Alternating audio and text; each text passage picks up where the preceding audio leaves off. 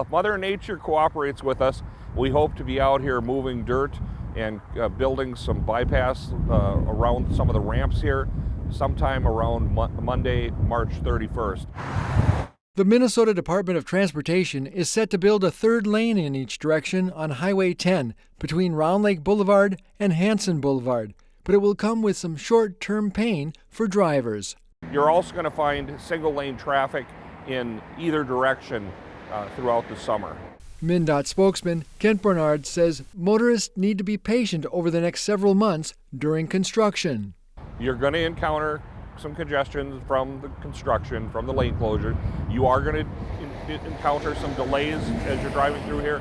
Drivers will also see ramp closures at Round Lake Boulevard and Main Street during the project. They won't be closed the entire time, but they will be closed for long stretches of time through here. MnDOT will also construct noise walls. A map on their website shows 2 on the south side of Highway 10 and 1 on the north side. We will be providing updates on the closures and on the traffic restrictions up here on our website. You can also sign up for email alerts on the MnDOT website. Just search Highway 10 Project in Coon Rapids. That's going to be the best way for people to find out what's happening out here.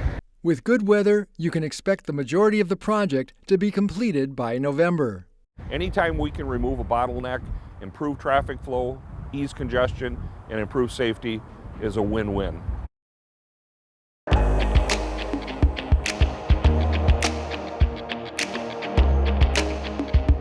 Spring is officially here, which means it's time to start thinking green. Just like in years past, the city is having a plant sale for Arbor Day. Residents can buy ornamental, shade, and fruit trees, as well as shrubs, online at wholesale prices. There's a limit of 4 trees and shrubs per Coon Rapids household. They will be delivered to your home the week of April 28th. This is a great opportunity for getting trees replaced that you've lost to either your emerald ash borer trees or just from the drought. For the last several years, we've been just losing a lot of trees through this drought and insects. So this is a great opportunity to get some trees back in your yard at a reasonable price.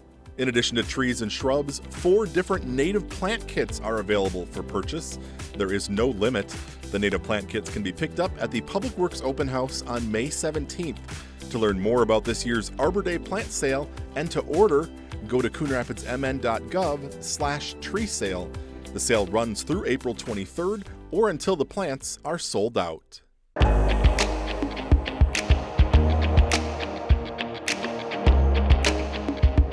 Here's a quick recap of the Tuesday, March 18th City Council meeting. The old Foley Boulevard water tower will soon be coming down. On Tuesday night, the City Council awarded a $179,000 contract to General Construction Services for the demolition of the tower. Work is expected to start in April. In its place, a permanent antenna tower will be constructed. Vinco Incorporated received the contract for construction of the monopole at Tuesday night's meeting. The city will continue to use services of the Institution Community Work Crew program. This week, the City Council approved a new 2-year contract between the city and the Minnesota Department of Corrections. Crews complete a wide variety of maintenance and minor construction projects throughout the city. Only low-risk inmates from minimum security facilities can participate in the program. Following more than a year of research and study, the City Council has approved a new active transportation plan. The plan builds on the city's ongoing effort to expand trails and sidewalks by identifying new opportunities that support all modes of transportation. The plan identifies gaps in the current sidewalk, trail, and bicycle network that could be safely connected to key destinations in the community. And that's a quick recap of the March 18th City Council meeting. As always, you can find the full meetings on cable or the CTN Coon Rapids YouTube channel.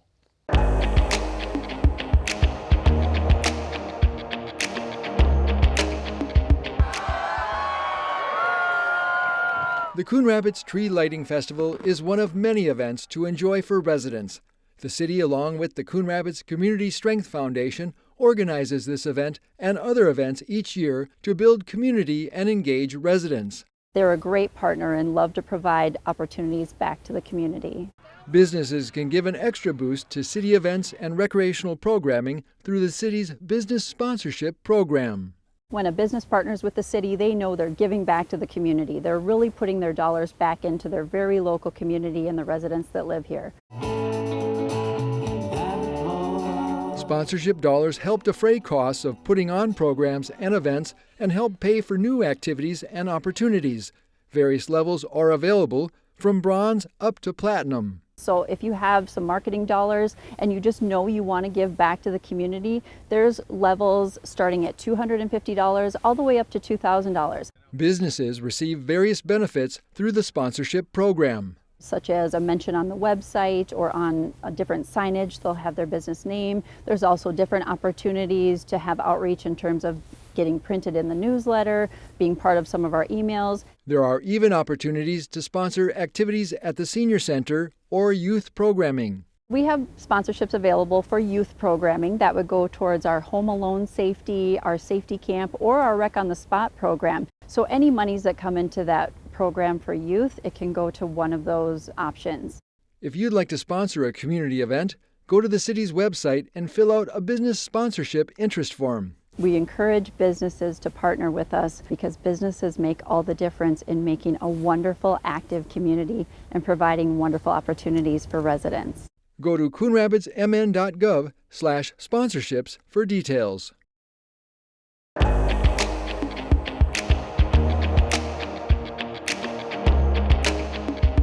Spongy moth, one of the most destructive tree pests in the U.S., has been discovered in Coon Rapids. Spongy moth caterpillars can feed on over 300 tree species, including some of Minnesota's most common trees. The Minnesota Department of Agriculture is proposing to treat a 236-acre area in the city west of University Avenue and north of Northdale Boulevard. A public open house is planned on Wednesday, March 19th from 4:30 to 6:30 p.m. at Sand Creek Park. Representatives from the Minnesota Department of Agriculture will be on hand to present information and answer questions.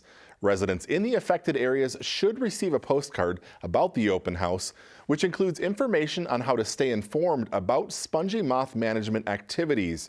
Currently, aerial spraying is planned for May. You can find out more information on the Minnesota Department of Agriculture's website.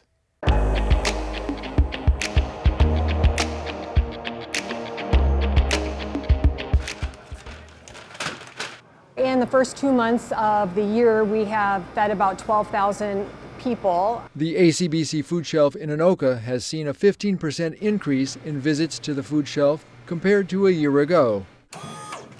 According to a recent statewide hunger study, 1 in 5 households in Minnesota experience food insecurity. So this month is especially important with Minnesota's Food Share March campaign underway. The goal for the ACBC food shelf is to raise $100,000 and 150,000 pounds of food. All of the funds and food we received throughout March and through April 6th is a proportional match. So it's really important that we bring in as much as we can because this is typically a time of year where giving is down, even though the need continues to rise each day. For every dollar donated, ACBC can purchase $9.33 worth of food from local food banks, items like fresh produce, dairy, and more.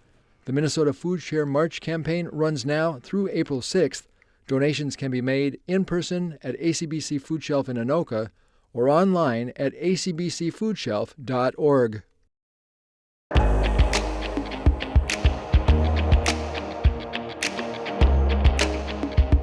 Here's a quick recap of the Tuesday, March 4th City Council meeting. The council is sounding the horn about the potential closure of the North Star commuter rail line. On Tuesday night, the City Council approved a letter to share with local legislators and Met Council members about the city's stance on the issue. In recent weeks, the Met Council announced its intention to study transitioning North Star commuter rail service to bus service. Also, bills have been introduced in the state legislature to terminate the North Star service. In the letter, city leaders say the city has invested heavily in the areas adjacent to the Riverdale station, and the loss of transportation options could further limit the ability for businesses in the Riverdale area to recruit and retain employees. A new police canine team will start training later this month to join the department. This week, the City Council accepted a donation of training for the new canine named King from Mark McDonough, a retired canine handler. The 16-week training for King and Officer Meng Yang is valued at $14,000. It includes classroom learning, practical exercises, and testing. Golf season will soon be in full swing, and golfers will have a new ride this year at Bunker Hills. The golf course is purchasing 100 new golf carts and GPS units. The new carts will have lithium-ion batteries, which use less energy, charge quicker, and actually weigh 300 pounds less per cart. The lighter batteries will help minimize damage to the course. And that's a quick recap of the March 4th City Council meeting. As always, you can find the full meetings on cable or the CTN Coon Rapids YouTube channel.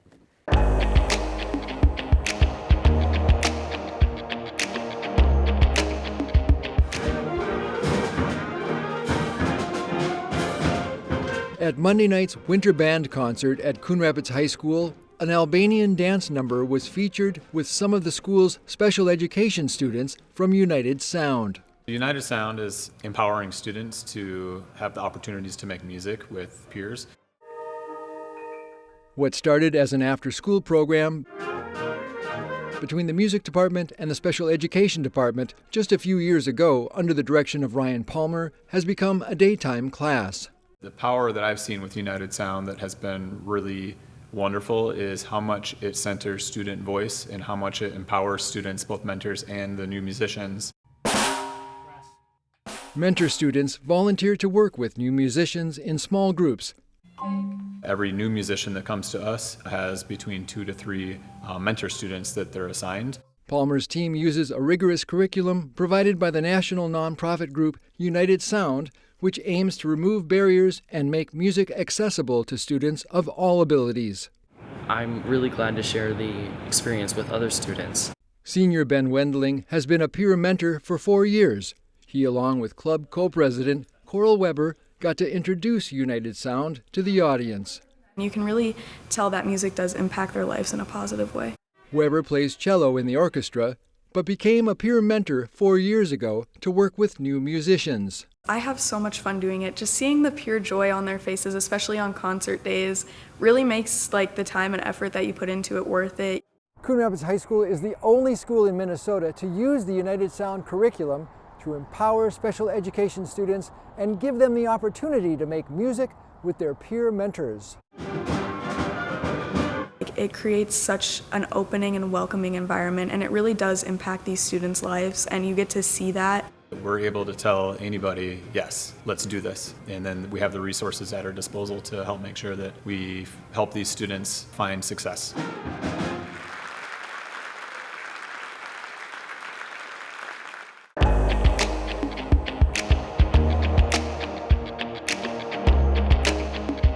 We've been here almost 50 years. For nearly half a century, Forever Floral has kept deep roots in the community. Jackie Bachwitz has owned the business since 1996 and was recently featured on the city's virtual tour of the Northdale and Foley Commercial District. I think that's wonderful. The more people that know where we are, know where to find us, is great. I started watering plants and I got hired part-time. Tiffany Hamlin has worked alongside Jackie for nearly 3 decades. 2 years ago, she added co-owner to her title, buying into half of the business. I love working with customers too. My design bench is right at the front door, so those regular customers, they'll get a hi right out of me right away and catch up on how the kids are doing or whatever it is that we have bonded over time. Tiffany now does the vast majority of fresh product ordering, insisting on good quality products from her vendors.